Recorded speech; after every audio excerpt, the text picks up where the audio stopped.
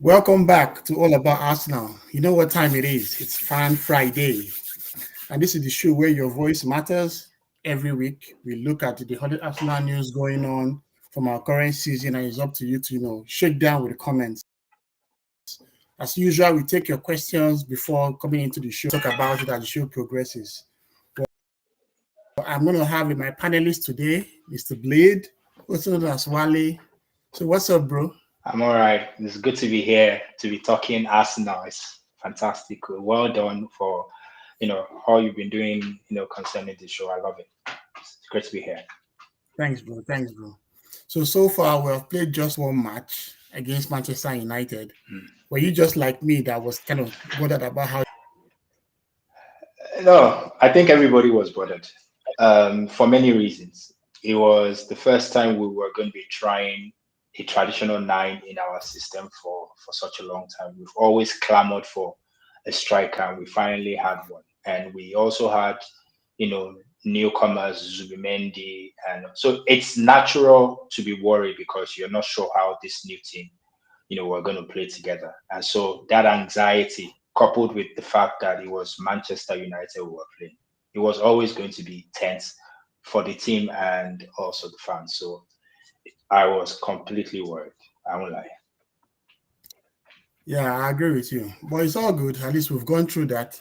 So without wasting any more time, let's go straight to the question. Of course, Okay. always make sure you can ask your chats, in the comments below.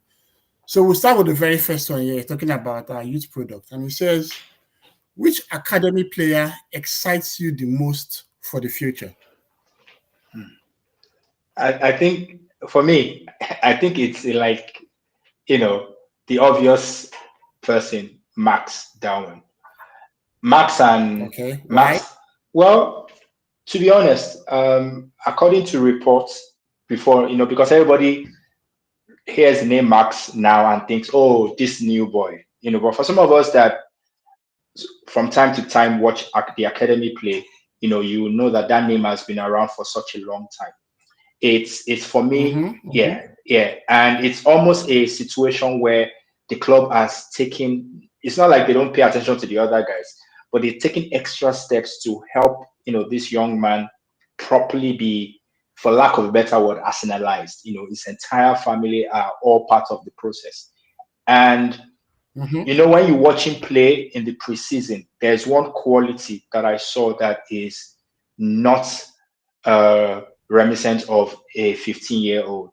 Is his physical ability. His physical ability at that age, suppose don't strong like that. Is very, I agree. yeah. And so you're looking at it and you are telling yourself, no, this is a 15-year-old boy that is not afraid to get into the nitty gritty of things, and is not obviously not faced by older players. And so if he is properly taken care of, I don't know why this boy cannot be a superstar. Sometimes we are careful because we've seen many potential, jump inside bush. But I have a very strong feeling for this one, honestly speaking. I agree with you because I know I've been following back there when he was still like 14 or something. Everyone else watching the YouTube videos, we don't really have much access to the younger. Get a glimpse of him during preseason. I was wowed, like the confidence this boy was showing. When I think of the fact that he won 2 penalties, and obviously look at the kind of games where he was winning the penalties against Newcastle. You know how Newcastle is very physically and all that. Yeah. And even the other game against was it Villarreal? Yeah, it was Villarreal. Yeah, Villarreal. So, but then again, Max Darman stands out. Which other academy players have you been impressed with this season? Salmon, the centre back. Centre back? Yes. I'll tell you also why. I've watched a couple of games where, the first time I heard about someone was like 2 years ago. So I watched a couple of matches, and they kept on saying, this boy that has the ability to play like, Saliba. And I watched and I'm like, this boy has something, just like we were saying again, is we need to take the proper steps. There are so many, I don't want to call names of players that are not ours again, but you know how the noise was about Chido Obi, there were so many, Chuba Akpom, players that never really reached that height, so you have to be careful. And I think sometimes it's the fact that, especially the English media, they overhype these players so much that they are wanting to fly and not before they start running properly. So it affects their very dangerous. it affects their growth, their psychological, growth and physical. But there's one major aspect for me that tells me, as when I mention someone, is when you start hearing older players talk about particular young players or youth players that they like, you need to start paying attention, because these guys have played with them in training. And to then now hear that Saliba has now been instructed to be his mentor. So that means that Saliba is his mentor. So that means that they are seeing like a baton handover, like this guy is good enough to be as good as Saliba as he progresses. So for me, Salmon is another one that I'm looking forward to how his career builds up. But Arsenal, we like defenders a lot. So so defenders Yapa so for me, that trajectory is going to be, it has to be bloody good. But I think he can do it. And I think that, I know that that's not the question, but I think that for players like Dauman and Salmon, Arteta has to forget what their ages are and blood them in the Carabao and the FA. You just have to. That's how they cut their teeth, ready for the big league, for the big stage. You have to. Okay, yeah, but then again, with players like Timber and White struggling with injuries, is there a pathway for Josh Nichols? Yeah, but I don't think so, bros. Nichols is like, I'll say Nichols is good, but you see, Nico has to do two things. One, he can't get any taller, so he needs to find some kind of physical balance. He's a small dude, and a small dude playing on that wing, is good, but you see, he doesn't have that physical presence yet. And you have now, when you say no Timber or White, there's Mascara that can play across the back four. And so, just like I mentioned for Salmon and Nichols, you have to just start giving them a taste of it. It can't be in the league. I won't lie to you. Let's not lie to ourselves. Already, we have a team that has options. Some positions even have 3 options, and I'm talking senior players. So it has to be in the Carabao. And any good team, just because you want to try people doesn't mean that you change your entire back line. Small. Say Saliba play with Mascara, you throw in Nichols. So you can't just say, everybody greenhorn. It's not going to work. But there still needs to be time for how do you call it? Game time. Now everybody is giving Arteta and the club an ultimatum: win all the trophies. Baba, nobody go on try win trophy with untested material now. So, but there has to be a balance. That balance. Yeah. Okay. I agree with you. So welcome, Kelechi. Thanks for stepping in. Thank you for having me. Good family, the Arsenal family, and of course, based out there. You've watched many games yourself. So how's it been in London so far? What's going on? I think people are excited. Actually, I've met my neighbor today because my delivery went to their place, and she was like, my husband said you're an Arsenal fan. I said, yeah. What do you think about Eze? She's so glad. She was so excited that we got it one ahead of Spurs. To me, that's a trophy already, though. Getting that one like pretty much pulling the rug up from the under their feet. It was crazy. That was just awesome. Yes. Awesome. Okay, so let's go to the next question. So the next question here says, does Arsenal need another backup striker to support Gyokeres, or is the current depth enough? Kelechi, let's start with you. the question is, who are the strikers out there? Because getting a backup, are you going to get a backup that is as good as him? Or are you going to get a backup that if it's not okay, he's happy to stay on the bench? And then when you bring him on, will the quality drop? These are the questions, you know. So are we going to get a backup for the backup's sake? Or are we happy that Havertz, and when he comes back, which we hope is not long, and Moreno, which I feel is a better striker than he is a midfielder from the little I've seen him play. Yeah. Yes, so we have those backup. And also another thing is we can always try and play a false nine or a system that doesn't require a striker. Because what it means is Gyokeres is going to start a lot of the games. And if he's not performing and you take him out in the maybe 70th minute or something like that, the team should have enough quality to play without a striker for the last 20 minutes. You know, we have Eze there, so hopefully Eze will lift up the team. We have Nani, so we have attackers that can actually play around without a striker.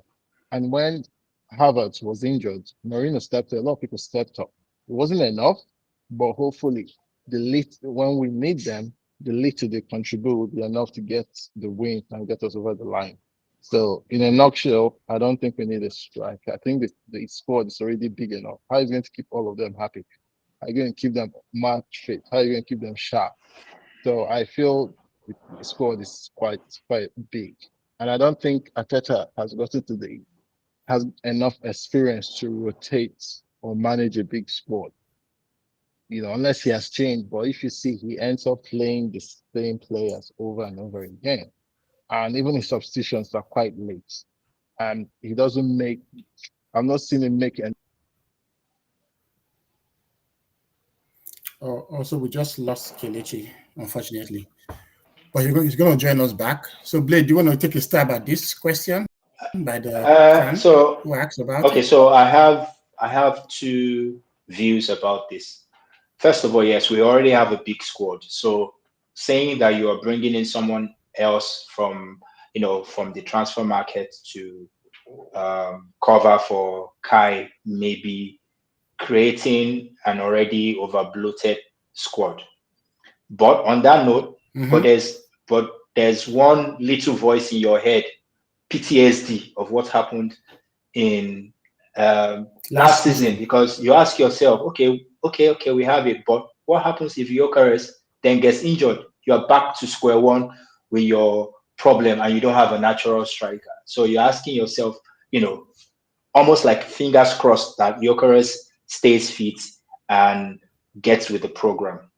But now let's talk about internal ways to solve this situation. I think that, to be quite frank, there's enough firepower in-house to sort it out. You have, just like Kelechi was talking about false nine, you have Trossard, you have Martinelli that can play there, and you have Merino. And for me, the rotation of these three people based on opposition or when you take out Gyokeres or not, will be the little things that define that. I hear that I hear him when he talks about rotation, in terms of what Arteta is, what has always been his limitation. But I want to believe that, because he's been singing it a lot this season, even in preseason, that the quality of players he has now is giving him no excuse than to face every situation with the caliber of players that are needed for that game. And you saw it already, in Nani being thrown straight into it. So for me, if everybody is healthy, I think that they can handle that nice situation before Kai comes. And this is still us not knowing how long Kai is out for. Worst case scenario, we're in August. I think we should be able to manage for 4 months. And if it's a situation that is way longer than that, there is some thought process that Jesus will be back by then. And you can also still dip into the market in January. But altogether, Gaffer has enough players at his disposal to fill in those holes. He needs to then step up and do what is needed. Yeah, thanks. And also thanks for those that are currently in the chat. Please don't forget you could also ask your questions on the chat and the panelists will have a look at it. So that it's very important for Ateta to keep to his word because when we went for the visiting in Singapore, there was something he said that now he has the right quality that's enough for him to rotate. And I hope he sticks to that because we have a very, very good level of quality in the squad right now. And Ateta has the responsibility to ensure that everyone gets a fair chance. Everyone wants to win the same thing. They all want to win the Premier League and the Champions League. And I'm sure when they get into the pitch, they will have a chance to do that. So let's go to the next question. And it says, has Saliba proven himself as the best centre-back in Europe this season? Please, go take a stab at that. Okay, we're talking this season. This season is just barely one week old. But let me understand. Let me try. Yes. So I'll go from last. So in the context, I'm thinking maybe the past couple of seasons. Yeah. Maybe we didn't write it well.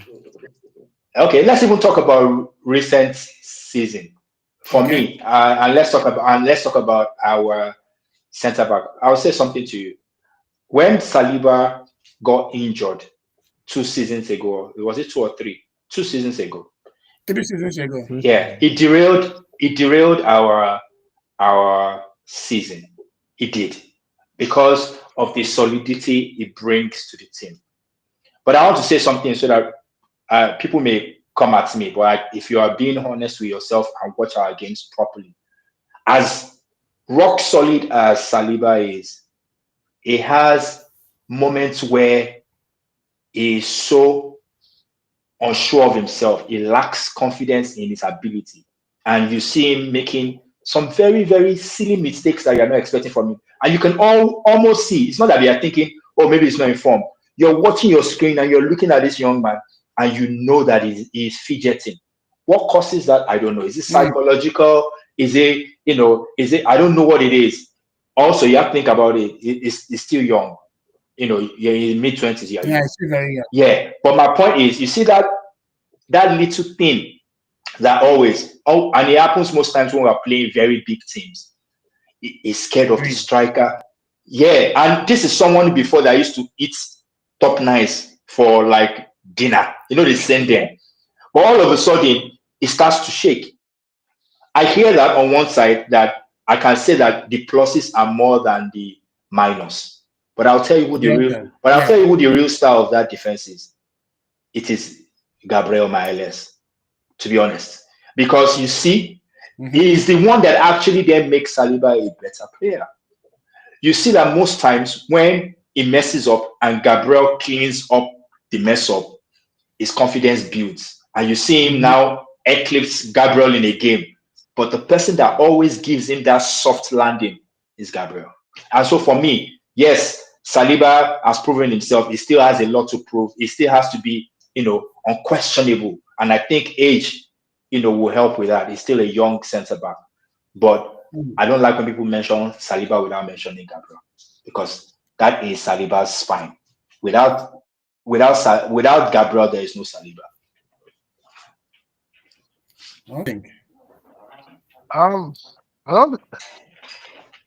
It's difficult because it's debatable saying if he's actually the best centre back in Arsenal before you go to Europe. I know that our season was derailed 3 seasons ago when he was injured, but then Kivio wasn't as good as he is now. Yeah, so true. If we had the Kivio we had last season and 3 seasons ago, how that would have been different. Also, Arteta was younger in his management, so a lot of things, even the whole team didn't have the experience to handle it. So there are a lot of factors. If this happened last season, you'd be like, okay, yes. But a lot of things have happened. There are a lot of processes and progression that has happened over that period. Is he good? Yes, he is very good. But I feel Gabriel is better. He has, what as Blade said, the few times he holds the ball, you're like, what's wrong with this guy? Like, there's a bit of uncertainty. Am I going to go? Am I going to pass? and he makes some silly mistakes. He's quick to recover, but he has made some silly mistakes. Yeah, he You has know, good recovery. yeah, I know that Gabriel can give away penalties and all, but it's not from mistakes. That it's not from mistakes that he expects a centre back to do. Both of them, to me, are the best in the Premier League. Could they be the best in the world? Possibly, but in Europe, I don't know. I've not watched enough Europe football to know. But he's quite good. He's quite good. But the it's just that his experience for the mistakes he makes, which which gives us throws in a lot of doubt if he's actually the best. But if he's good, yeah, he's very good. Maybe I'll Yeah, say top five. yeah, probably. And I think about his progression. When we bought him from Saint Etienne for £30 million from that scammer or Mm, Sanley, fans had their reservations. He was just 18 at that point in time. Mm-hmm. And I think what really helped him were the loan spells to Saint Etienne, to Mm-hmm. yeah, OGC Nice, Mm-hmm. to Marseille. Mm-hmm. They kind of allowed him to get that exposure early on. Because when he came back to the club, if you remember, Ben White was the centre back who we bought for £50 million and played Yes. alongside Gabriel. yeah, But White had to be shunted to the right wing, to right back, to To allow Saliba accommodate cope with Saliba. Gabriel. yeah, Yeah.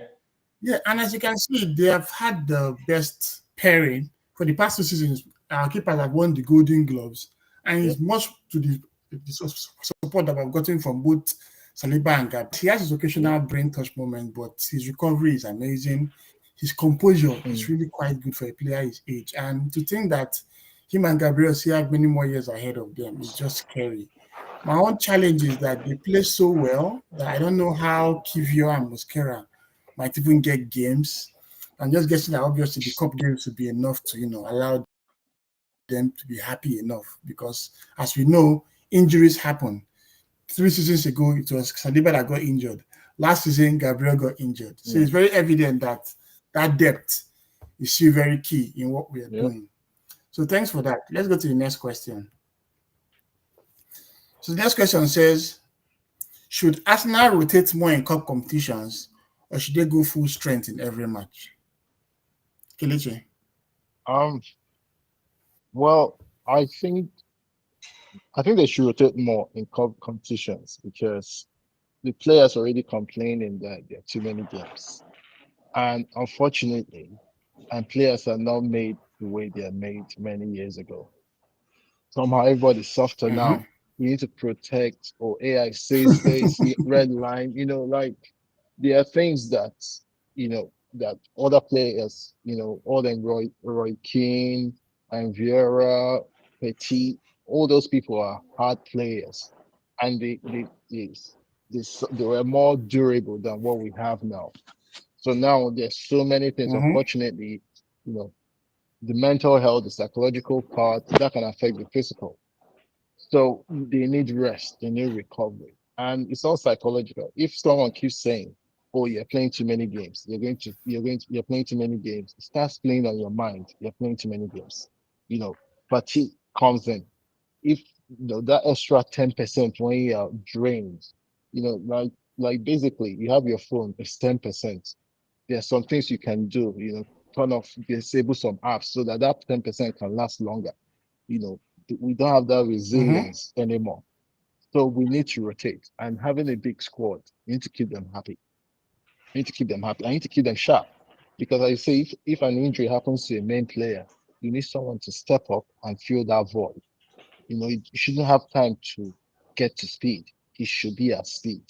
So with all these matches and rotation and good pairing, so basically you should defense or play Saliba with Kivo in one game, plays Gabriel with the other center back, Mosquera.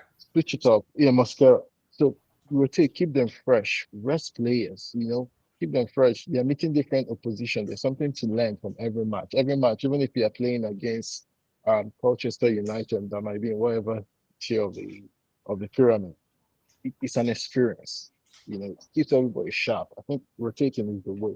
You have the big squad, rotate, keep them happy and keep them fresh because it's a long season. Yeah, and I think about Manchester City. They have kind of been the pillars of this rotation, Yeah, where you play so well, but you will not see yourself in the next game, and it will only spoil you to do better. Yeah. I feel that if you continue to keep playing and you know your spot in the team is secured, you become complacent. Yeah.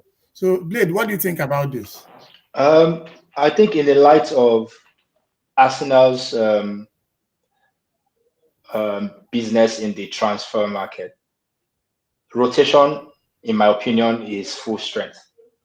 It's one and the same thing because now you have, so for instance, now let's take it quick dash to the team. You have Skelly and Califiori. You have Kiwior and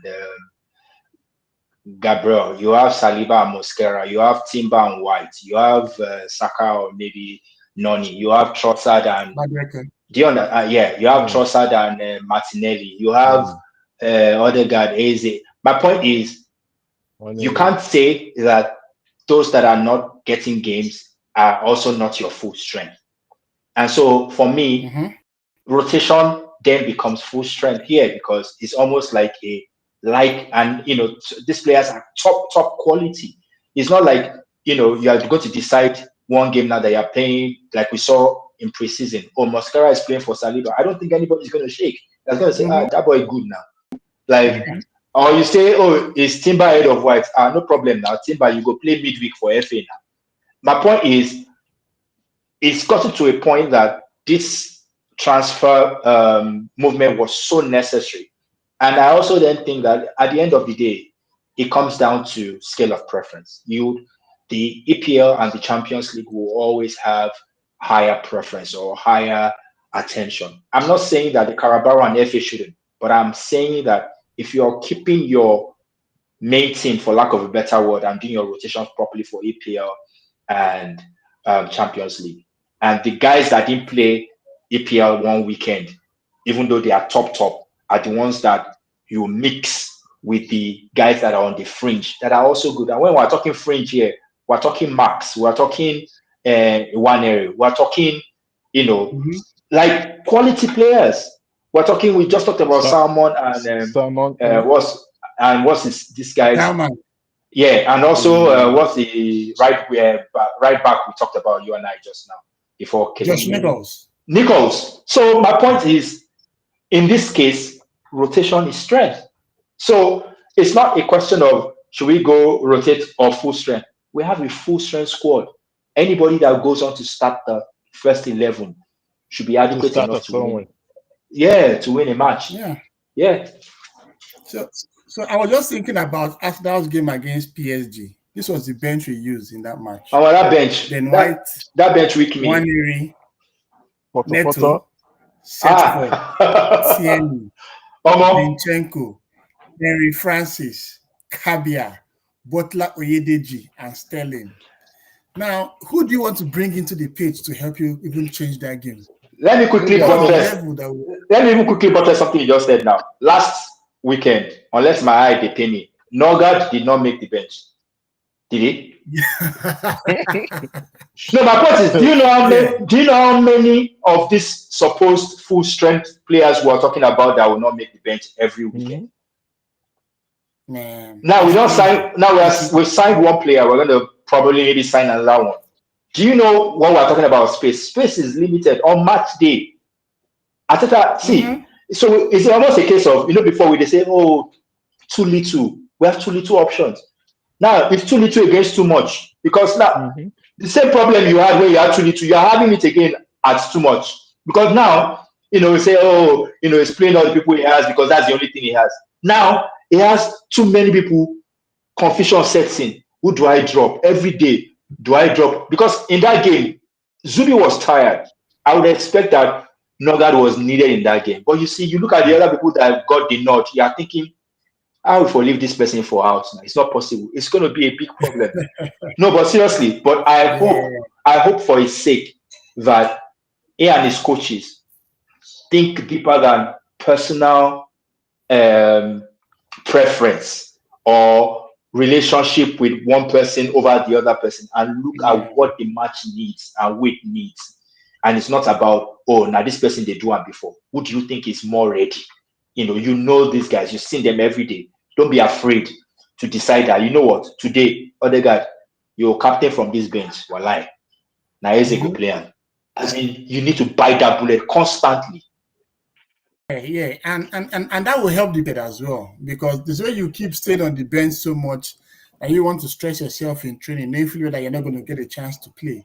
But with the kind of quality we have in the squad now, there's some games where maybe you want to play against a team that has a low block. You can decide to play Odegaard and Eze, and you bench Zubimendi to allow Rice play the anchor role. So bench the Rice safe. Rice will chop bench. I'm playing Rice will chop. Well, I'm telling you that people are saying Odegaard or what's it called. The way I'm seeing it, many times Rice go chop bench. Even Zubi go chop bench. Rice go hold. As in, like, it's so. My point is, it has such an opportunity for us to tackle the things that have held us back. One of the things I love the most, and I know that Kelechi mentioned it. I always say it when I talk about Arteta. I don't necessarily blame the house help or the cleaner or the driver. I ultimately will lay the blame at the person that employed them. And so for me, we employed a greenhorn, fine, but he's one that has constantly tried to up his game in every situation. So for me, yes, he's still coming up in his life as a manager. But one thing that he has done that I will hold on to, you see, seasons ago, top teams, they flog us anyhow. Now in the last season, top six, not even near 1C win.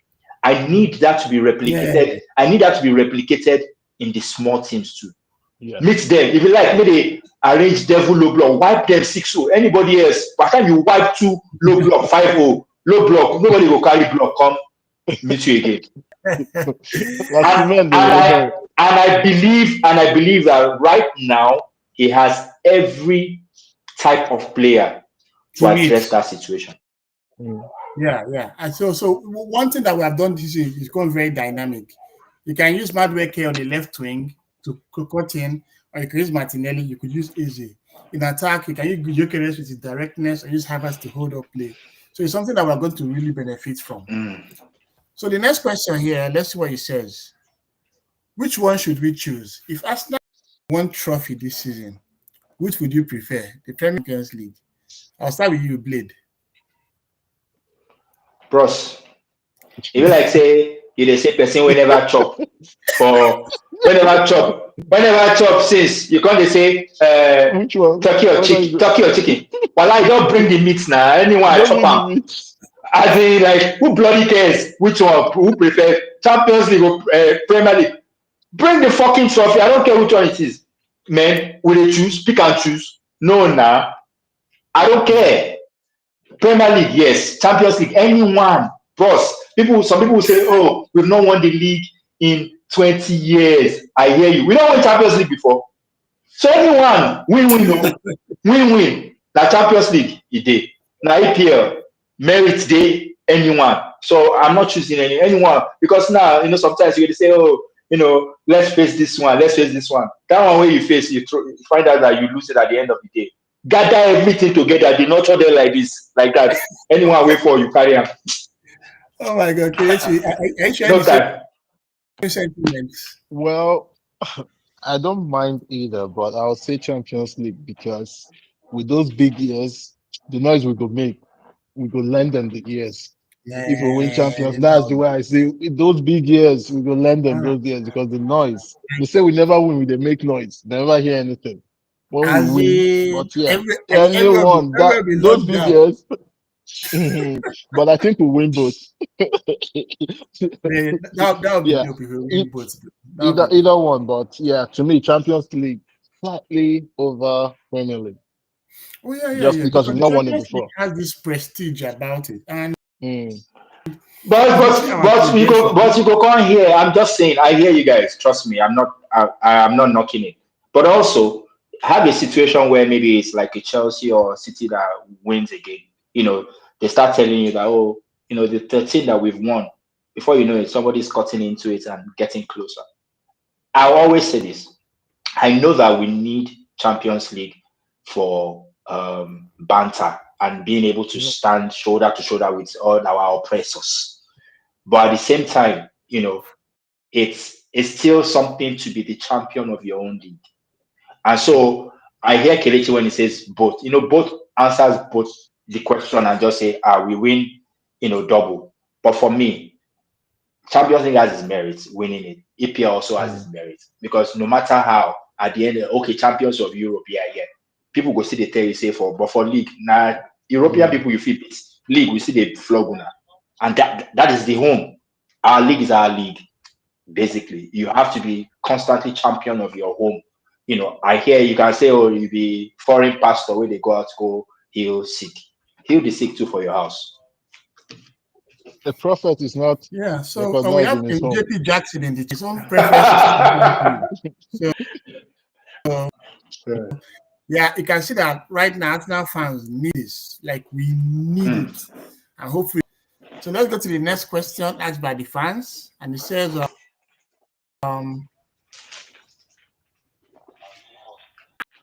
Arsenal go all the way in the Champions League, all the way.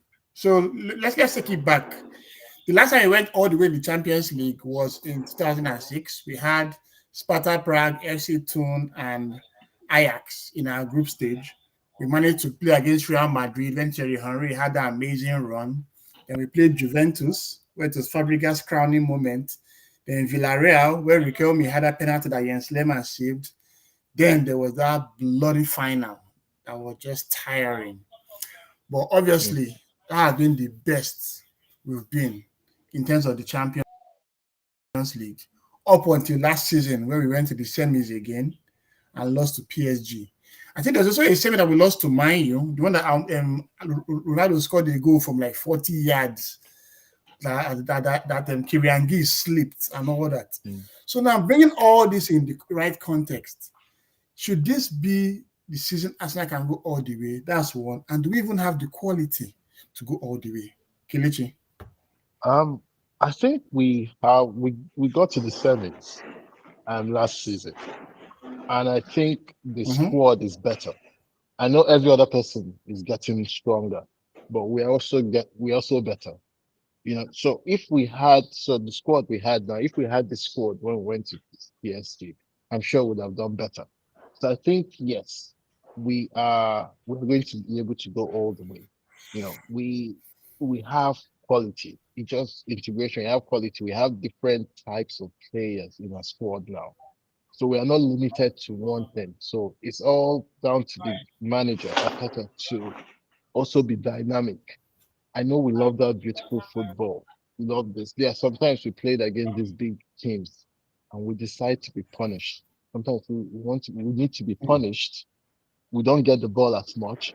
Score the ugly goals, score the corner goals, score everything. But yes, I think we have the quality to go all the way. We must not always be pretty.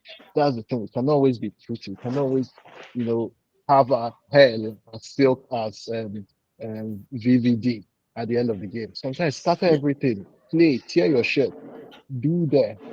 I think we have that quality. Play dirty. You don't have to be beautiful. I know we want that perfect goal. Oh, touch this. Oh, classical. Be the goal of the season. No. You have to be ready to play ugly. We have to be ready to play dirty. We have to be ready because we have the quality. We have the dynamic players. We have the different types of players to achieve it. So I think we can go all the way. As long as we are dynamic and not rigid. And look at it from James in the chat. Thanks, James, for being part of the chat today. We were so unlucky with injuries against PSG. This squad has enough quality to deal with any absentees. And that's the key thing. How could we lose Kai Havertz as far back as February or January, and the best we could come up with was Mikel Merino? Like, in his entire career, he had never played as a center forward up until when he went to play against Leicester. And in as much as, he tried his best, he was not a 9. You could see that there were games when that lack of killer instinct was on show, and that what kind of really killed us. JP Jackson says that left side of attack, you're able to see a transition and link up in creativity. Yes, our left side has really struggled. Martinelli and Trossard. Look, I think we should just talk about them for a bit. I'll start with you, Kelechi. What is the problem with Martinelli and Trossard, and why have they become so inconsistent? I feel I feel sometimes very Martinelli. I don't know. Always defending, but I feel the lack of a proper number nine has affected his game because he's one of the quickest in the team. And when you Mhm. make those runs and you look up, you don't have enough bodies in the box. What do? You try and beat the other guy and go to the bar line, waiting for people to come up, and then everything gets crowded. You end up having two people on you. So I feel the lack of a number nine that is quick has affected his game. That's my personal opinion. Because there's still a player that fine doesn't look up, but maybe he has looked up a few times and he didn't see any red shirts. So he thought to not look downwards and just stick to seeing green. But for that, that's why I feel. I feel with a proper number nine, then he will be better. Because even in the last preseason that we played, the Emirates Cup, I know he took some shots, but we hardly saw that, some shots from impossible angles. But that's what you need. You need people to have that killer instinct. Oh, let me take this shot. Maybe the keeper will carry it and so on, tap it in. So I feel that will come back. That Martinelli of is it 2022, 23, that will all come back now that we have a focal point in number nine. So he doesn't have to do all those runs. You know, he, his runs will reduce because he knows that someone is going to drop the ball for. That's what I feel. Okay, now so let me talk about left hand side. So Blade, I'll bring this to you. You have the triangle of Saka, Odegaard, and Timber or White. But the left hand side is a bit lopsided because of the guys vert. Now look at Jackson's comment here. He says it was great last year, has looked out of it. The fact that we don't have the same attacking Stanley and Trossard in that wing. To be honest with you, to both of you know that I have a different opinion about this, but let me talk about it. I hear you, and there's truth in it. But also, let me also point out to you times when these people that you mentioned on the right. Now, for the right, there's a typical triangle that has always worked, which is Saka, White, and Odegaard. But there were moments last season when you did not have White, you did not have Odegaard. The right still thrived. Different players, different abilities. If in fact Timber was inverting as much as the left back was inverting, but the right was still stronger. So it brings me to this, and this is what one of things I have against Martinelli. I agree with Kelechi, fine, that he will play better with a focal nine. But you see, football has advanced so much that you can't continuously be a player that is only comfortable in one pattern. And it seems to me that anytime Martinelli then does not have his suitable combinations, it doesn't work. It doesn't. Because you see, adaptation is the name of the game. We laugh at Ikedia a lot and everything we say because now one-way traffic. Martinelli has almost turned himself to a one-way traffic player that is not willing to adapt.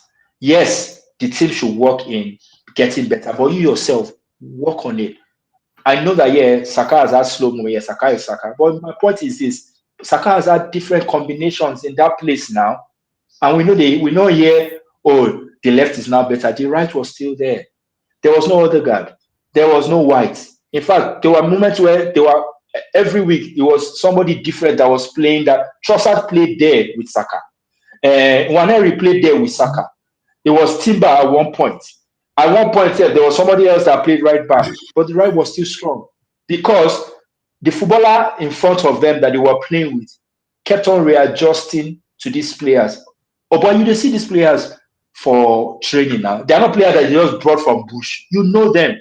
And so you are being stubborn to also tweak your game to compensate. That's why that place is struggling because guess what? You see, Martinelli and Trossard's issues are different. I'll come to Trossard. But you realize that when Trossard plays that position, that left gets an automatic lift. The ball almost does not go to Saka because you see, sometimes Trossard mixes it up. You see him one time he goes for the byline, the next time he's coming in the middle, next time he's dropping into the midfield. He is not restricting himself to one style. He's adjusting based on the players that are playing with him. Trossard's own, I don't want to say it on air, but it look like person where no, but seriously, his problem is not that is that they switch lights off sometimes in his head. The man does this. Yeah, no, for me, that's it. Because Trossard's quality is Trossard's quality, but some days it's almost like he's in a mood swing and just say, today I know they play, flog me. And that is Trossard's own problem. But about that left wing, when Trossard decides that he wants to play, before ball goes Saka now that left is the day. So for me, yes, there's the issue of Martinelli playing better with a focal point. I hear that. But there's also an issue of Martinelli not wanting to evolve as a footballer. And so these two truths exist. Yeah, I agree with you. And I just got a gift official for JP Jackson. Thanks for the subscription. Let's hear for what James said. James says Saka is world class and he can make things happen on his own. Eze can do that. Let's remember that Saka joined this club from the academy, and he had Thank you, sir. Game. Thank you, sir. Yeah, son. And imagine at that point, we had Pepe and Willian, and Saka as a left back came and he pushed them out of the way. It was coming from that left back too. No, forget that part. That when he gets from that left back to attack, that's a player that is willing. That's what I'm saying to you. And it feels to me that the club is just being patient and nice to Martinelli because, boy, you're not growing. Because when people, when we talk about it, and people are like, but check him now. The truth of the matter is, you have to look at Martinelli. People will say, the instruction on the left, and we laugh about it. But guess what? Coach, when they give only one player instruction for left, Martinelli plays that left. Noni came in, played it different. Trossard plays it different. Everybody has played it different. So ask yourself, are they giving Martinelli a different instruction for left wing that everybody else is not taking? No, it's not true. Yeah, he doesn't want to improve. I agree. And there are a lot of comments about Trossard in the chat. James says that Eze is going to bench Trossard and Martinelli, which I agree. And Jackson says that Trossard does well on the left, but oftentimes he due to his individual brilliance. That's true. He also said about Trossard being our most efficient left winger. And that's true. So let's go to the next question by the fans. They asked here, who will be Arsenal's most important player this season? Kelechi.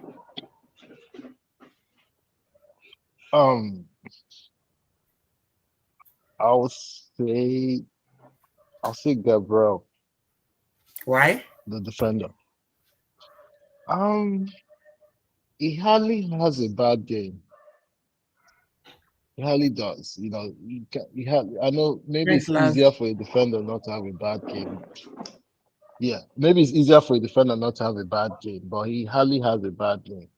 Because I'm looking at all the other players. I think he is he is. That's why I feel it's going to be the performer. And not only does he offer, he also offers what do you call it? He has qualities going forward too in the attack. Yeah, the headers or no, but I think he's been consistent, but I think he's going to continue to be the most consistent performer this season. That's what I feel. Okay, Blade, I want a different. Who's going to be the consistent? Of course, you're going to get the different answer. The truth of the matter is, I can't. The truth of the matter is that no. I'll tell you why. The truth of the matter is that Kelechi is right because he's giving his answer based on track record, and Gabriel every season is up there. And so for you are just going to look at it and say, why not? I'm going to pick the person that's shown that is the most consistent. But this is what I want to say. Because there's a reason that he's currently on the picture as well. Season is still early. I hope for our sake that an attacking player is the most consistent performer, because that's how we are going to win these trophies that we're talking about. our defense and Goals win our games. defense We and need goals, actually. yes, our defense and our goalkeeper for 2 seasons have been our most consistent. Bros, it is time for an attacking player. So whether it's Saka, whether it's Braka or Eze, whoever it is, please let it be a forward player. So my answer would be our most consistent player, God, I beg you, has to be an attacking player. That's Yeah, okay, yeah. that's it, because we're lacking goals. We're lacking. That's it. We're lacking goals. 2 seasons ago, did you see the stats on defense? The most clean sheets, the most something goals. No, now let's play. I don't considered blah blah blah all that. We don't care. So score 6 goals. Let us score 8. Again, right? Yeah. No. I think we still need to have a good defense. But in the chat, we have a couple of opinions. James says Rice. Las Bello, obviously he's saying Gabi, so he's concurring with you guys. James is also talking about Raya, so well, that's all thinking. But that's all thinking the same. We have gotten comfortable with our defense. Maybe defense. We don't need that defense. It's good, but right now, maybe our problem we have to. We need the goals. Yeah, I'm telling you. Because what pisses me off was the fact that we had 14 draws last season, and we're leading in 9. I can't get over that. Like, imagine having a Gyokeres, for instance, at that point in time, when you're leading 1-0, you have been the one to just kill off the game entirely. But it's all good. James says that he'll score 20 goals this season. I hope he does too. So let's go to the next question. Priorities.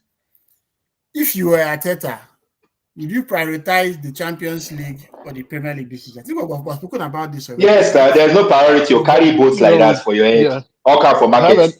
We have enough to even have 2 teams, a separate team. Thank you. There is no priority. Now make or break with day.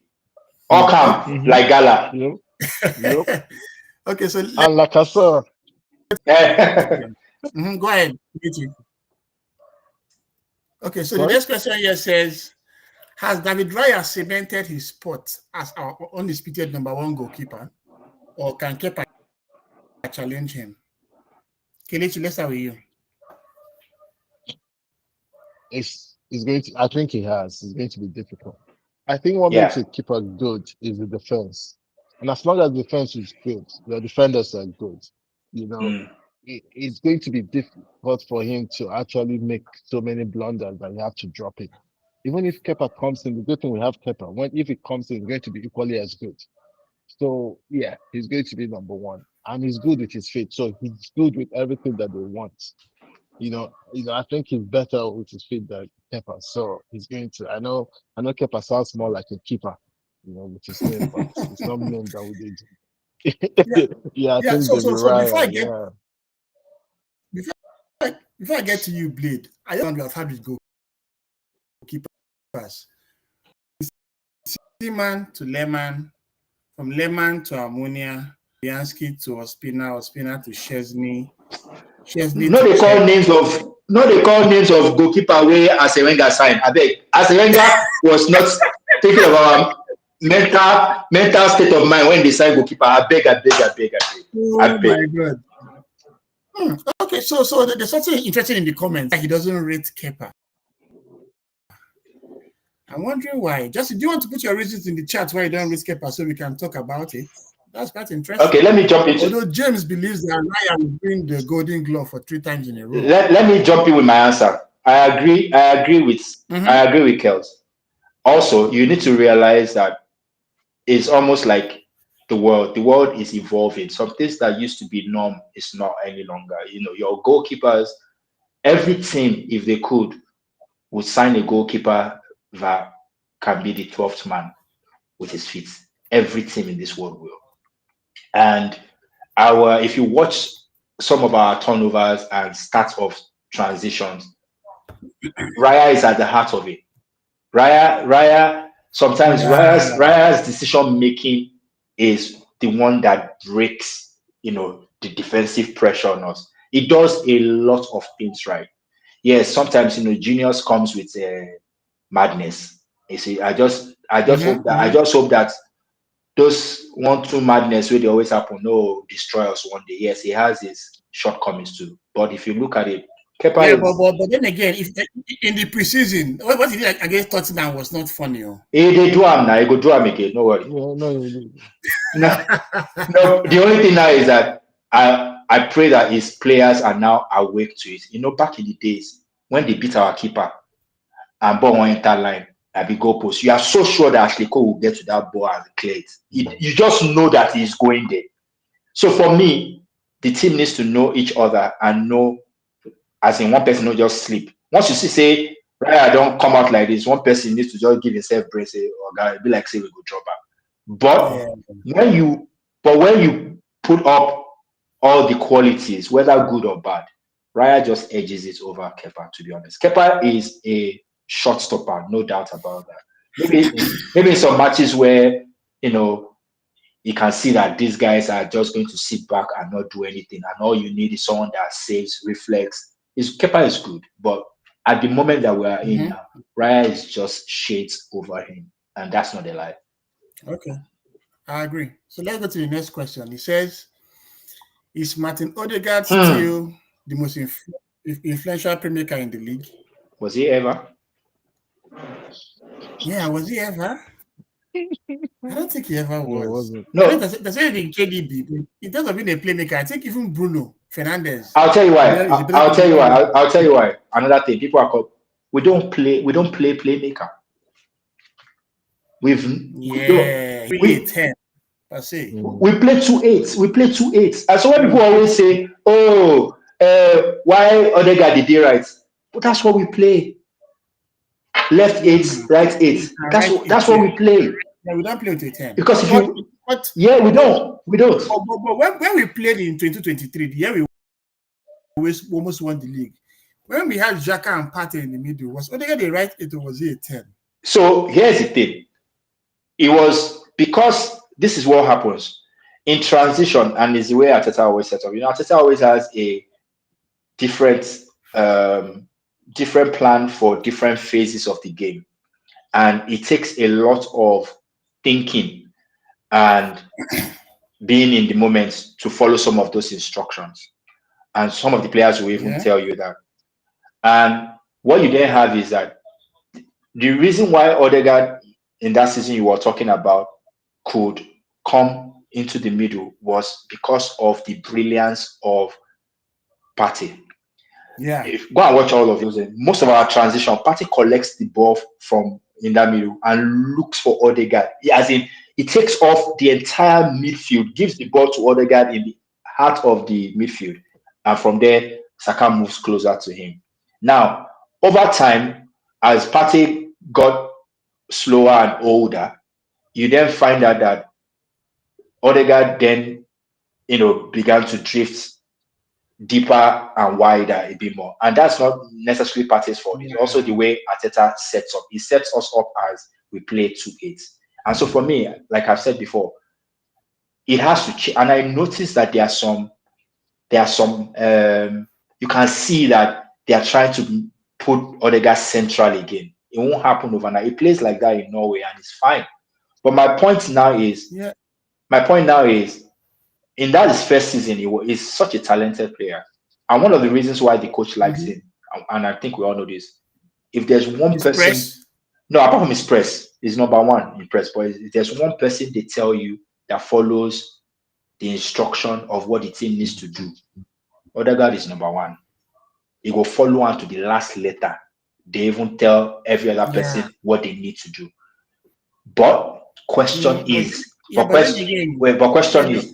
is that creative enough for us? It has dropped in the last couple of seasons in that regard. Yes, and that's what is in the chat right now. James was saying that 2 years ago, maybe he was, but he really needs some form. Odegaard's form is a concern to me. I don't know what you think, because this last game. No, it does pass me now. Not Pekin. Inbound Pekin, sleepless night. But yeah, so he said maybe he just had a child and maybe he has some time to calibrate his new life. Probably. Could it be that? Yes, I think it's also part of it, but to be honest, it's I think it's not one thing. I think it's also the burden of I am the orchestrator, I am the soul. And so you know the way where you think that you are pushing yourself, but you are actually knocking yourself down because you don't over put the pressure for your head. So in your mind now, Oh yes. for your mind now, if I hold this ball now, I am the only one that is not allowed to lose it. So instead of releasing it on time, I'm looking for the perfect scenario. And that perfect scenario now the key already. Hold the ball, begin do 360. Yeah. That wasn't be that guy where we Those signed. want to- Maybe that guy where we signed that time will be roundabouts where they go round like turntable. Pleb? No, he's in Madrid now. He came Ceballos. When Ceballos was young, I know see. Oh, Ceballos. I don't see who do roundabout reach that guy. For one spot, only you. Pa pa pa pa pa. They dance etigi. That music that they are playing in other guys here, somebody needs to remove the earphones. We're tired of the dancing. Okay, pass ball. Yeah, but then again, I think this season we're going to be very dynamic. Yeah. Like be some time that Odegaard might I go to the bench and Eze might play in that position. No, it has to happen. Some days, but see, some days it has to happen. If it's not giving you what you want and you want cut edge. But me, I know that before Arteta brain, they always said, how would you call it? Subconsciously, he goes for the safer.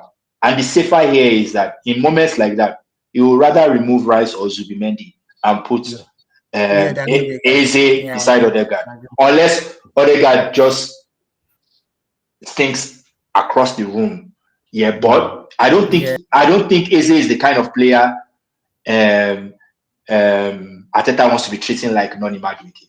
Eze is the type of player you start from the beginning. So better begin to ask renovators. Eze has to start Better begin to look for renovators to renovate that house and begin to break some compartments because space was there. Yeah. I don't know how. Okay. So before we go to the next question, Kileti, any more thoughts on Odegaard? Yeah, I think, as you say, it was never the most influential, but he's a good player there. I mean, in the last season, especially the last couple of seasons, his form has dropped. It's very last season, as Blade said, probably because of the pressure.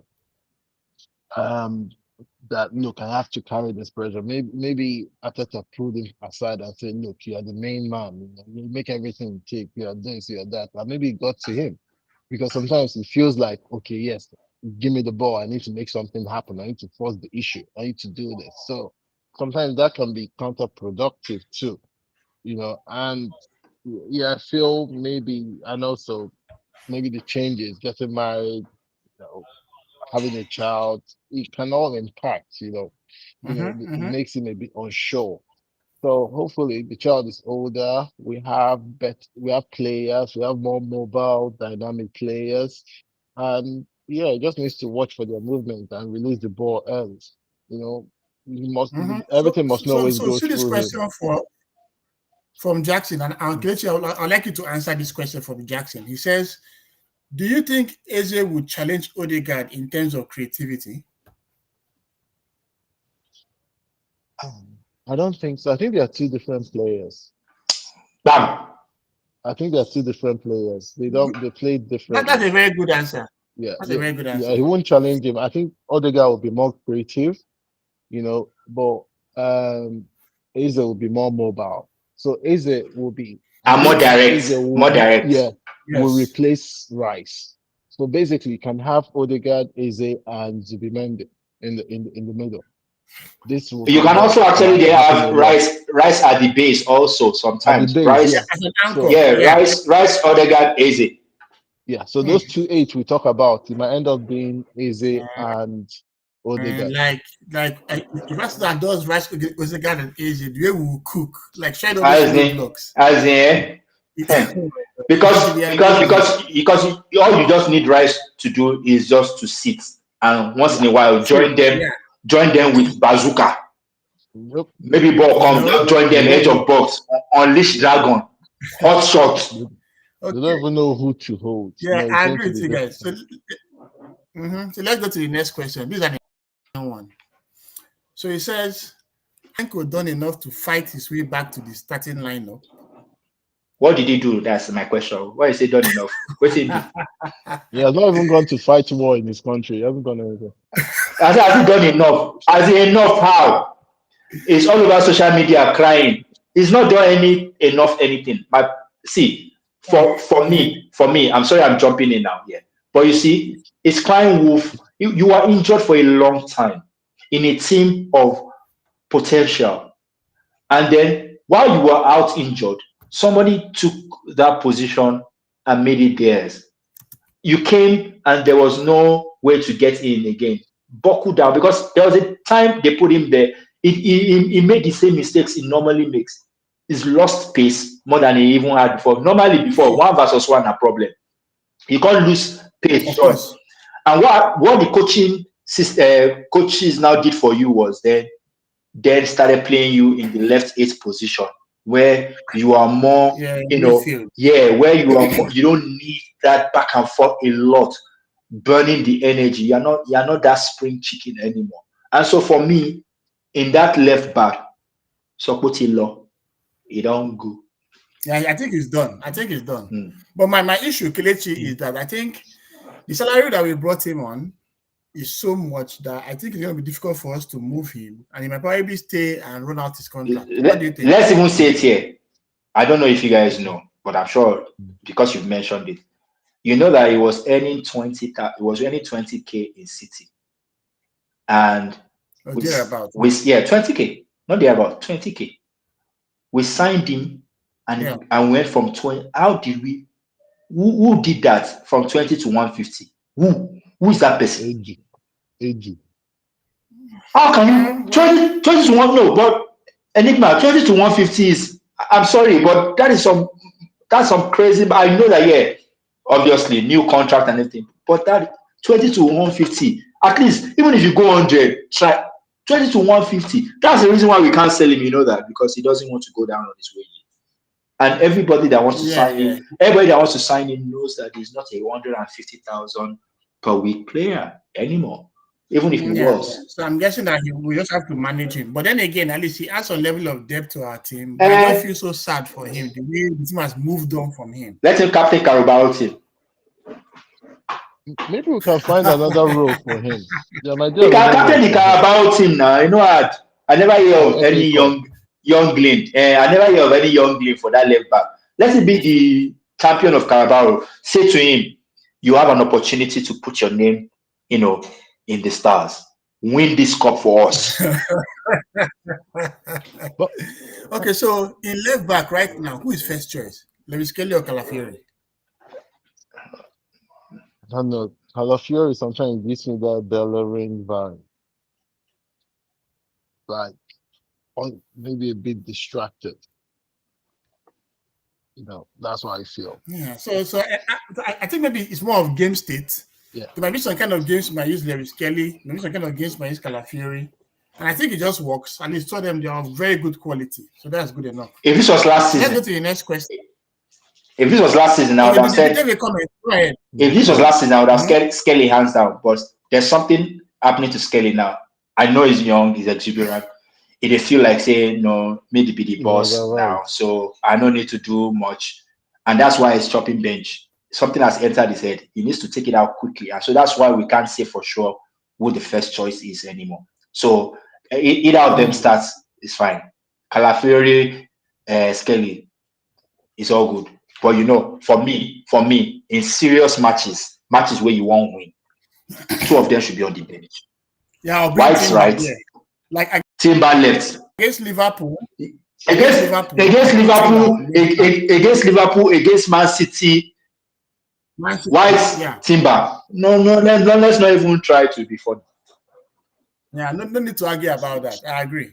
So let's go to the next question. Should Arsenal invest in another winger, or is the current squad deep enough? So now we are being greedy. I think this is just pure greed.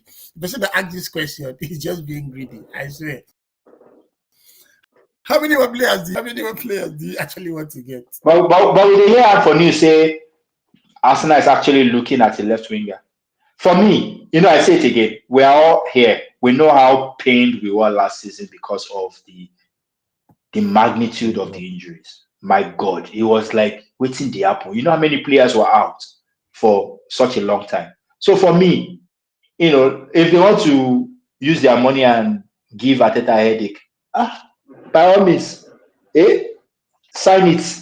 Anyone use if like play an entire match with only left wingers. Your problem. Just win and give me trophy. Okay, so I think Kelechi is about to leave. So just maybe a passing comment before you leave us about these wingers. So right now we have bought how many players? Let me give you the right order. It was Kepa, Zubimendi, Busquera, Nogard, Gyokeres, Noni. Eze, and Madueke. So I think as it stands now, I don't think we need another winger. It was either Rodrigo or Eze, right? Unless we sell one. If we're getting, we're selling Martinelli. Yeah, I think so too.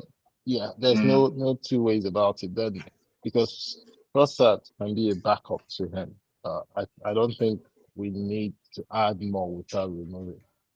That'll be too much. Yeah, right. It will be tough. Who you bench? I agree with you. Don't forget that there's still Jesus coming up. Jesus, and then there's Dolman that that's do even one true or from two, get injury. 1 or 2 penalties. So just a lot.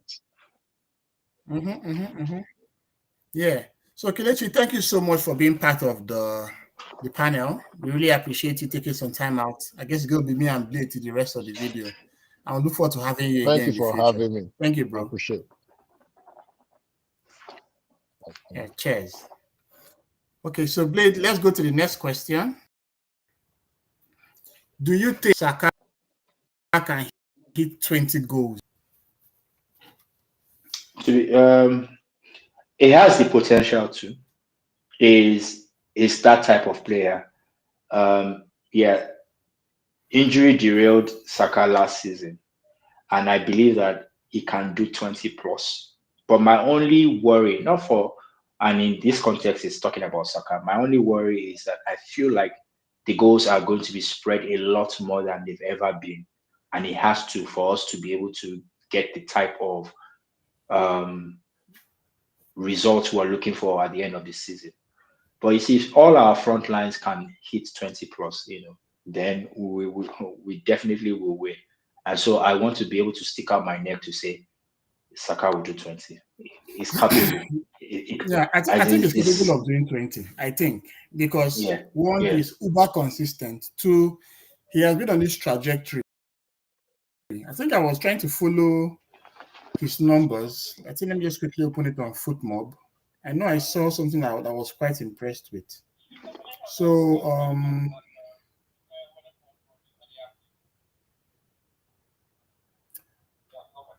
okay, so it says here that so see his progression. When he joined us in 1920, he had 4 goals, 12 assists. Then in 2020, it was 7 goals, 7 assists. In 2021, 12 goals, 7 assists. 2022, 15 goals, 11 assists. 2023, 20 goals, 14 assists. Last season, 12 goals, 13 assists. So you can see Saka's progression has been amazing. And I know that he's someone that can actually offer us 20 goals this season. Imagine having someone like Saka with 20, Gyokeres under 20, Eze like under 10 to 15, Martinelli around 10 to 15. That's what enough goals to actually guarantee us the league. So I'm looking forward to him being that consistency. And at least he has had his major injury. So I'm hoping that it will be good for him, So now let's go to the next question. Oh, I've lost Blade as well. I'm guessing he's having network challenges. And this question says, oh yeah, James, you're very correct. Imagine having 20 goals. It's a lot for a winger. That's Salah levels. But come on, Salah has set the standard, no doubt. Salah has set the standard, no doubt. But what is key here is to understand that it is possible. Well, James making a comment in the chat saying that 2 goals is a lot for a striker. That's Salah levels. Don't you think it's possible for a player like Saka? I don't think that. Can you hear me? I can hear. Yeah. I don't think that should be difficult for Saka. 20, say striker level, 20 plus. Saka was nearing that now, even in the 2 seasons ago, and that was even not at, and we are not firing on all cylinders. Saka, so when you say Salah level, but Saka is an aspiring Salah level. So I don't see a reason. Well, 20 plus is 20, 21. I think he can. Yeah, and Salah is in his mid-30s now. He will soon basically fade down, and to be forced like Saka that have to learn pick it up. So the question is, how has Gabriel been underrated in all our title challenges for the past 3 seasons? Has he been underrated? I think more. I think more of. I think more of other people have been giving more props than he has. So let me tell you why that there's some kind of stigma. You know that there was a time where Gabriel was very clumsy, very prone. Yeah, when he first joined us from Lille. Yeah, even the next season, very prone to error. Is the one that is the most. Yeah, do you understand? But you see, his jump was so sudden from that negative to positive, and so people still have remnants of the old Gabriel. But if you actually properly think about it in numbers, in play, in statistics, in everything, that is our most consistent defender. And so based on that, I would say that yeah, he actually has been underrated because you don't have him in those conversations where they say, this is the guy. That is the guy, to be honest. He is the guy. So yeah, so I think we need to start, they need to start, somebody said something funny. He said, Gabriel just needs better PR because you can't be like say, how they see this thing. Maybe yeah, but I think he's underrated. He's such a solid defender in build up play from the back, in recovery, in attacking threat, in aerial balls, in 1 versus 1, everything. He has so upped his game to such a high level. That is a center back of center backs. I agree. Amazing quality. So let's go to the next question, which is probably the best. What do you make of the Eberechi Eze signing? I don't think there's I don't think there's anything in the last 5 years that has made Arsenal fans so united in opinion. Where we all say, yeah, I was going to go there because the last time was Ozil, and that was a long time, and I think the beauty of Ozil's signing was also the nature of it. If you remember, Arsenal had gone to Real Madrid to convince Benzema, and in having that conversation, and the Benzema conversation was not going well, Ozil was offered to Arsenal out of the blues, and so when Arsenal then announced, yeah, but you see, we were not expecting it, and to get such a player, we all know who that guy was. So it's the same way. We were after Eze for according to the press, because that's what we get. The Arsenal, in talks with, Eze, and then it went quiet, and there were many, different opinions about why it's not happening anymore. And so to just hear one afternoon that Arsenal back in the conversation, and then right before our eyes, you then here we go, it's done. It's that rush. It's that rush that just like amazing. And then imagine that we all watched him, days before when we were arguing about PGMOL and that free kick that was supposed to go. So in your mind, just think out the next thing for your mind, like say, say that guy will bulala that free kick, they call my club. Bring it. Like nah. So So James is like, he's coming home. He's coming home. Eze is coming home. Eze was with Arsenal when he was 8. Yes, I think yes. he got released when he was 13. When he was 13, yeah. And he went to Fulham and got released. Went to Reading and got released. Went to Millwall, struggled as well before QPR gave him a shot. Yes. And now, you know, you can imagine the emotions going through his mind. Now real Johnny man. That he had been down. There was no way he was going to play that game in the Conference League. There was no way. I don't think his mind would have even allowed him to be in that. Pure now. May go wound. Everybody, that Yoruba people say, everybody. Police go carry everybody. Plus us safe way watch the match. Everybody they go prison if you wound for that match. Everybody. It should. No, it's such a feeling.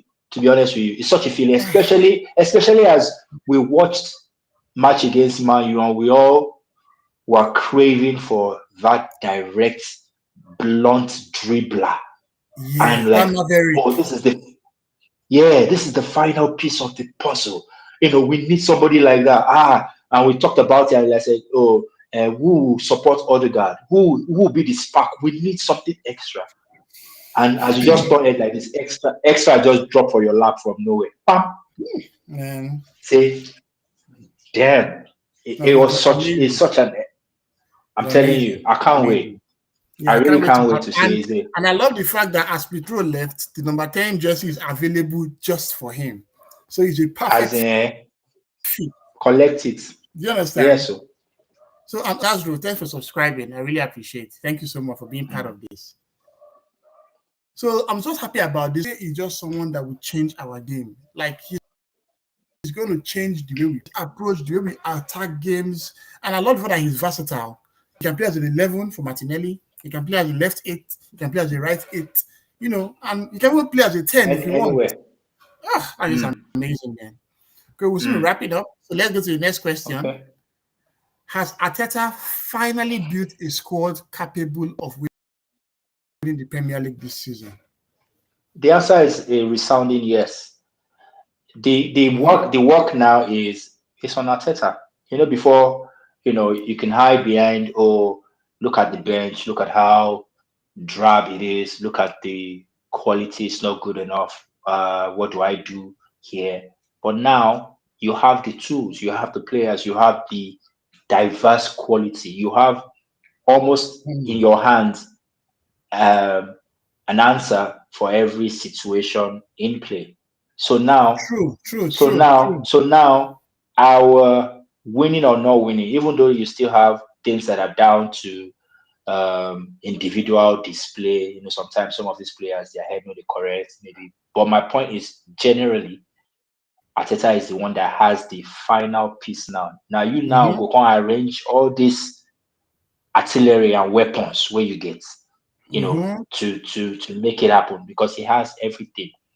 I agree. If you look at all the positions that we have, you have 2 strong people per position. And the tripping thing about that is it's not just about 2 people in each position, 2 diverse players in each position. People for every position, you have different quality. Actually, think about it. Yeah. So it does have it. It does have it. Yeah. Okay. See what Jim says here. He says that I'm no longer afraid of injuries for the first time in my life. I swear, Havertz got injured and you have a Gyokeres waiting to play. Are you kidding me? Last year, Havertz got injured and you have to go and bring in a Merino. You can see the clear difference right now. Yeah. And the medical team too have to earn their money, actually. Oh, I agree.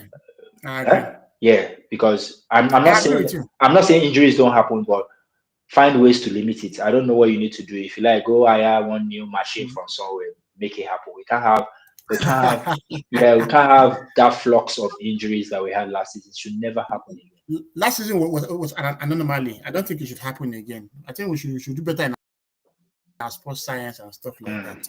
Okay, so 3 more questions to go. Third one here says, do you think Declan Rice should be Arsenal's next permanent captain? No. Why? Because Tony Adams? No, not necessarily Tony Adams. I'll tell you why.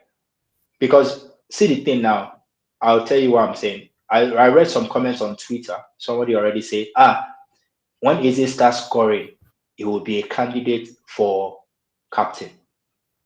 Now, I feel like we always choose from our own point of view the new shining object to be captain just because. Yes, Yeah. Rice is a lovable person. Yeah, he imposes, not imposes. Yeah, well, he shines his personality and character on other players, which is a good thing. And I can tell you for a given, for someone that knows, the most quiet person in the room doesn't necessarily mean that that person is not the most sociable and most Yeah. relatable. There's a Yeah. reason. There's I a agree. reason. There's a reason why. There's a reason why captains are captains. Sometimes you may not like it, but sometimes different people choose captains based on different things, longevity, ability. Sometimes it's not even we've seen many teams that captain no they even play. Only when he plays is when he collects the armband.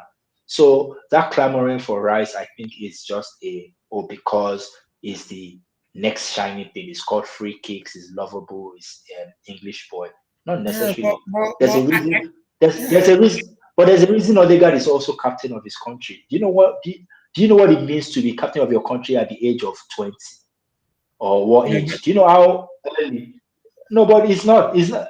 The people in Norway, do they work in Arsenal? They don't. For yeah, but me, once team and manager picks a captain, I don't see as in it's not for me. It's a no-brainer.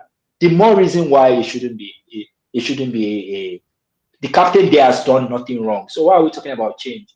Has anyone told you that he has not been able to rally his players and motivate them? Nobody has said that. There has not been discontent. There has not been. It does a lot of things for those players. Yeah, it's not. It's yeah, not for us. I know, The I understand captain. what you're saying, but my challenge The is cap. But no, but you see something, Enigma. The captain is for the team. We are too emotional about this captain thing. The captain is not for us. The captain leads his team, and if the team are fine with who is captaining them, then it don't concern us. The reason why there's a captain is not for face value or who we like or who we think is the best or most suited. It's the people is leading to war. If they say we are fine with who is leading us to war, let it be our own now. yeah. So I understand you, but what comes to mind is if you look at Rice, minus the whole vocal thing, he's very, very influential. Like he's very, very influential. And how do you know? How And do you know that the pressure of captainship will not make Rice different? How do you know that? We don't know. Influential. There are many people that are also influential now. Influential for face, where would they see? We're seeing influential. Think about it. Influential, that's outside the socially. Who is more influential with making everybody sticks to the game plan? That's the captain. And that's what Odegaard does continuously. He's the one that makes sure that everybody sticks to the game plan. Right? Make sure that everybody's happy outside of the pitch. Now that one, so now social night. Yeah, I also a comment from James. Say we're going back to Emery's principle of having 5 captains. That thing was so silly. God. And after having the 5 captains, he went to go and fight with Saka and took the captaincy away from him. It irritates him because he's in his mind. These are the leaders of the group. So he now says it's not really 5 captains. It's a leadership team. Na conference. No more questions to go. This is the penultimate question. Has Viktor Gyökeres proven to be the striker Arsenal has been missing? I think it's premature to even have this conversation. Very premature. Yeah. By virtue of in our face now, it's only played 1 game. How can we be talking about as it proven to be the striker Arsenal have been missing? We don't know that. Nobody knows that. We know of. So we should give him some time, yeah. But we need to. It's not it's a no-brainer. I'll tell you something. It's a no-brainer. But there's something I want to say though. So Gyokeres obviously lit up, that league, and there are questions about, how that player in that type of league measures up or whatever. But they are real facts now. Bas dust that we knew. No, I'm not saying no. Yeah, but you see, at the same time, nobody the league where Ronaldo come out from. Nobody the league where Bruno come out from? Exactly. We are very quick to point out the ones that did not work. There are ones that worked, that have gone on to be world beaters. So what are we trying to say then? Bruno was the highest scoring midfielder in what was the name of that club in Portugal before he came to the Sporting CP. Yes, and he came from there to Sporting CP. He came from there to the English league. And the first season when Bruno was here, boy, oh boy, oh boy, it was the same thing. But my point, yes, like my point exactly. There are players that have also come from that league and done well. Here, for me, what people are not realizing is this. First of all, you can't make that assumption or that conclusion based off on one match or one preseason game. But you see, I saw some things where I watched that match again the next day. In the heat of the moment and tension, you're like, yes, of course it was tense. It's a big deal. You know, people have mentioned your name so much, you probably had performance anxiety. But there's something I saw that I've never seen in all the videos that I've been watching of Gyokeres. He was willing to go everywhere. I saw him on the right as much as I saw him on the left. Baba, when next we talk about this thing, you will know. The guy will cook. I agree with you, bro. So yeah, brings us to the final question by the fans, and he says, how impressed have you been with Nwaneri's breakthrough to the first team? Okay, so like we were talking about potential from beginning. Nwaneri is one of those names also where there was a lot of noise and clamor, and but you then realize that it's a combination of things. And some people may not know this, but you see, most of the reasons at the earlier stages, yes, I feel like maybe he could have gotten more playtime. But I then realized the reason why he was not getting playtime. You know, when we mentioned about Max and how physically strong he is, that's one thing that is obviously lacking in the Nwaneri's game. It's very. I agree. Yes. If you notice, so towards the last 5 games of the last season or the times we were playing, they always removed him 40 minutes into the game because he always cramped, and you wonder why. Now he had the most rest even in this particular thing. And you notice even in the last preseason game, after 20 minutes, he phases out, and is a young boy, true, but he needs to learn how to manage it, because you see this big burst of energy, all of a sudden he just dies out of the game. You don't see him anymore, and so they need a lot of work with him on his physicality first, because no matter how talented you are as a footballer, this new age football playing, if your physicals are not as high as your technicality, it will show. Because you want to play, you want to play a position where you are the soul of the team, and so when you are out, it's conspicuous, and that's the thing. So it just leaves some type of funny taste in your mouth. If you ask many people now that used to clamor for Nwaneri, half of them will tell you that I think I prefer Max Dalman, and that is a big slap on how much potential. We've always thought this boy had. But guess what? He's a young lad. He can be corrected. He can be pushed back on the track of being the player that he needs. Maybe today he can work on himself. He just needs to do the right things. And I hope that the coaches and everybody around him are helping him to do that. I agree. So, and there's a question from James asking for the next stream. It's going to be on Sunday evening, where we're going to do a recap of the Premier League matches that we've done. I'm going to be joined with one from Manchester United, one from Arsenal, and we're going to have a whole lot of fun. So that brings us to the end of today's stream. Blade, thank you so much. This has been so much fun with you for the past 1 hour, 30 minutes. Thanks to James, to JP Jackson, to Ndubisi, to a couple of other folks that were in chats today. It was awesome having you guys around. And we look forward to see you guys in the next stream. Do have a great day. Until then, come on, you Gooners.